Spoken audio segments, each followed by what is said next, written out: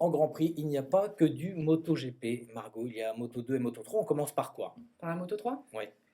C'était la première fois que la Moto 3 et la Moto 2 se rendaient sur le circuit de Mandalika parce qu'ils n'avaient pas fait les tests d'Inverno là-bas, ils étaient à Portimao.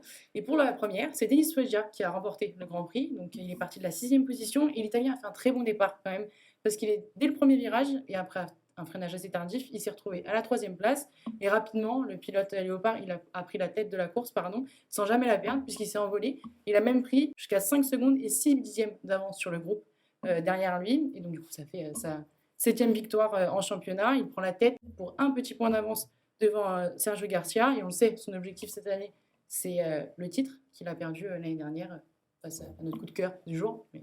Ouais, on aurait aimé qu'il se mêle à la bagarre parce que derrière, c'était animé. Oui, une grosse bataille derrière, tout au long de la course avec un bon petit groupe. Les deux pilotes Gas-Gas, Izan Guevara, Sergio Garcia, aussi Andrea Mignot, Ayumu Sasaki, Romé Mazia, Denis Onjou et enfin Daniel Olgado. On a eu le droit à beaucoup de dépassements, forcément, c'est du Moto 3. Et les positions ont beaucoup changé et il y a eu quelques touchettes, dont à la fin de la course, Ayumu Sasaki qui est parti au tapis et qui malheureusement a amené avec lui Andrea Mignot. On va y revenir juste après. Et au final, c'est Izan Guevara qui a eu le dernier mot pour la seconde position. Parce que la 3e, on s'y attendait pas forcément. Ouais, c'est une demi-surprise. Voilà, c'est ça. Parce que Carlos Tataï, qui a décroché sa première pole position, le numéro 99, c'est sa première dans la catégorie. Désolé, je prends les stats. Non, mais bien sûr, pas de souci. Et donc, il a fait un mauvais départ. Il a été relégué à la 5e place derrière Guevara. Et il a fait que swooper tout au long du Grand Prix. À tel point qu'il a même pris une pénalité à un long lap. Donc, il a réalisé son long lap au 10e tour. Et il est resté justement un petit moment à la 14e position. Donc, il n'y avait pas grand-chose à faire. Sauf qu'à un moment, il a commencé à remonter petit à petit jusqu'à atteindre ce fameux groupe bataille qui se battait. Et le pilote CF Moto est arrivé très vite parce qu'il les a dépassés un à un. Il en a même profité des batailles. Il a même profité des batailles de certains pour gagner plusieurs places d'un coup. Et au final, il a complété le podium à la 3e place. D'accord, des perdants par contre. Oui, et j'en ai sélectionné 2. Il y a Andrea Mignot, comme je vous disais, parce qu'il a été vainqueur de la course au Qatar, 4 ans après, si je ne me trompe pas, après sa première victoire. En 2017 au Mugello. Ouais. C'est ça. Et, Merci Doc. Et donc lui aussi, il avait son coup à jouer parce qu'il a été premier dans les 2 dernières séances d'essais libres. Il était 5e sur la grille. Et il s'est longuement battu pour ce podium. Sauf qu'à 3 tours de la fin, après une petite bataille avec Romé Mazia et Sergio Garcia, il a perdu énormément de place. Et après, s'est fait emporter par Ayumu Sasaki, comme je vous le disais. Et le deuxième grand perdant, c'est Diogo Moreira. C'est le seul Brésilien d'ailleurs, sur la grille mondiale. Et il nous avait impressionné au Qatar parce qu'il était parti 18e, il était arrivé 6e.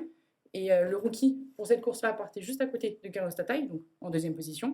Et malheureusement, à cause d'un gros problème sur la moto, il a déjà dû prendre le départ depuis la pit lane. Et ensuite, il a dû abandonner tôt dans la course. Mais je pense que c'est que de partie remise pour ce pilote qui a beaucoup de talent. On pourrait parler longtemps de Moto 3 et des grosses bagarres. C'était plus calme en Moto 2. C'est ça, plus calme, moins de dépassements, moins de batailles en course. Mais on a eu notre surprise, c'est Somkia Chantra. Et qui, donc... On y revient. Voilà. Vrai, bah oui. Première victoire pour lui, d'un Thaïlandais aussi. Et donc, il a très bon départ. Depuis la 4e position, il a directement pris la tête de la course au premier virage, laissant derrière lui Jack Dixon et Sam Lowe. Et c'est simple, le pilote n'a fait qu'attaquer tout le long de la course. Pour essayer de prendre son avance, il a signé même un meilleur chrono qu'en qualification en 1 minute 35 secondes et 591 millièmes de dixième de moins que Jack Dixon pour la pole.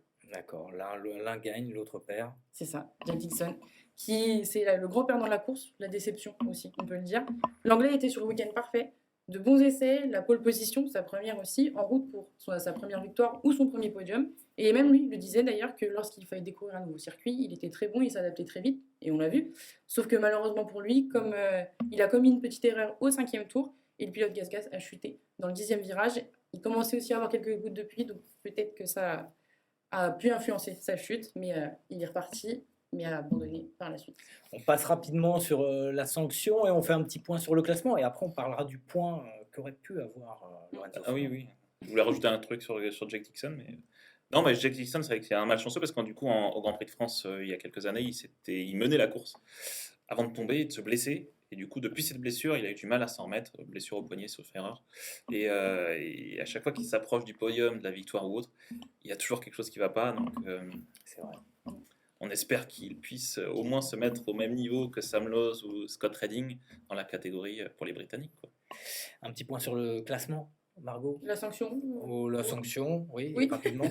Parce que il y a eu une Ouais, sanction ouais, en il y en a eu Moto 2. une, ouais, voilà. C'est avant la course pour Pedro Acosta, parce que le champion Moto 3 est tombé sous drapeau jaune Ouais, ça, c'est dans le mal. virage 2.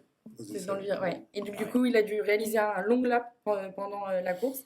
C'est dommage pour l'Espagnol parce qu'il avait l'occasion d'aller chercher quand même pas mal de points pendant cette course. Il a terminé 9e, la même position qu'en qualification, mais peut-être que le Grand Prix d'Argentine sera peut-être de son côté. Mais c'est pas mal, ça, cette sanction de drapeau jaune, tour annulé sous drapeau jaune aux essais.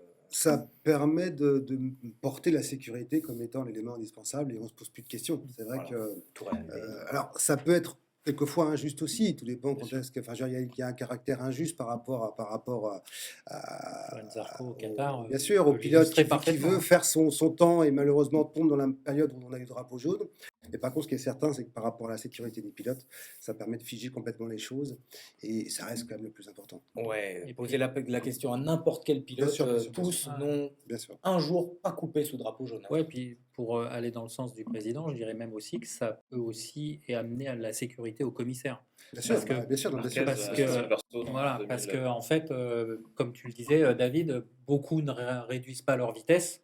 Et quand il y a une intervention, et comme le disait Thomas, je crois que je vais défoncer les micros, ça fait 2 fois que je passe dedans. Le disait Thomas, à Silverstone, les commissaires étaient en train d'intervenir et on n'est pas passé loin de la Bien sûr, catastrophe. bien sûr, bien sûr. Et là, je pense que ça fait aussi partie du jeu de protéger les commissaires. On est d'accord. C'est une règle simple, tout à fait. Bonne règle que cette annulation sous drapeau jaune. Un petit point sur le classement, Margot. Oui, Moto 2. Ouais. Donc c'est toujours Celestino Vietti qui est en tête grâce à sa seconde place.